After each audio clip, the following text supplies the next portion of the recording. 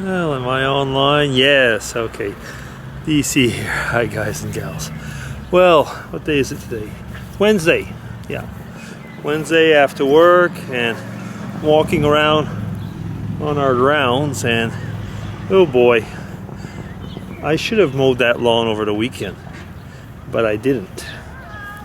I was a bad boy. I went off geocaching instead. And now, well, there's no way out. I got to do it sometime this week, or well, I'll probably do it on Friday. I finish a bit earlier. As you can see, it is becoming spring here. This tree is not very much in bloom yet, but our pear tree at the other side of their house is very much so. I saw an article today. I don't know if you know the author. He's a science author, very often for the BBC and New Scientist, called Ed Yong. And well, I was going through his articles, and it's something on the National Geographic page. Let me see if I can get it.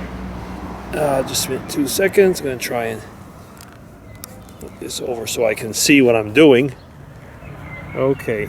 Can you really see very much? Let me try and get it without getting me in the mirror. Not really able to.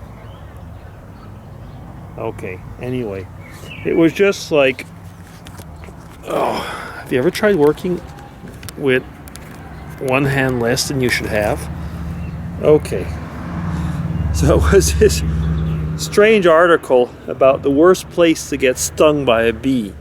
So it was like nostril, lip, and penis. Well, you know, somehow I'm not surprised about those things, but the thing is, when you read the story, it is in a way pretty incredible. There's some, I'd almost say, crazy scientists that basically what he did is he grabbed bees, held them somehow with little forceps or pinchers by the wings, and stung himself several times in a day at all types of different places. Yes, just about every possible place on his body, more or less, except his eyes.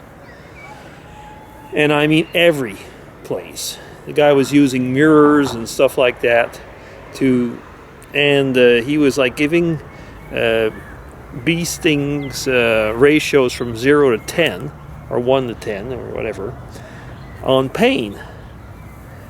How would you like to have that line of work? What do you do for a living? Oh, I grab bees and I sting myself all over. Well, finally, it seems that he mentioned in the article something kind of amusing, that getting stung on the top of the skull hurts quite a bit, but it's a bit like having an egg crushed on your skull. Well, I don't know what an egg is like. What it's like to have an egg crushed on my skull. And it must be quite a difference if it's hard-boiled or if it's, raw. Anyway, and then he said that the upper lip, I think, was probably, or near the nostril, the upper lip and the nostril were the most painful. He said a full body experience. I can believe that. And somewhere like between, what did he say, between the toes? Yeah, you know, I don't think that I will apply for a job working with this guy. No, not really. The only other worse type of job that I'd ever seen was actually in fertility drugs, where in Japan they were testing fertility drugs, and they had hired people to, let's just say, work with dogs and check the amount of the sperm count. But, you know, the people had to work with the dogs. I won't get into details. I'll let your imagination play. Once again, put it on your resume. What did you do for a job? Well, first I worked on bee stings, and then I worked with fertility drugs on dogs doing ... Yeah, sometimes you wonder if being unemployed might not be more agreeable.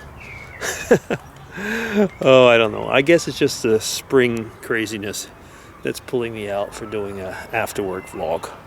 Well, DC will be signing off. I'll be going in now.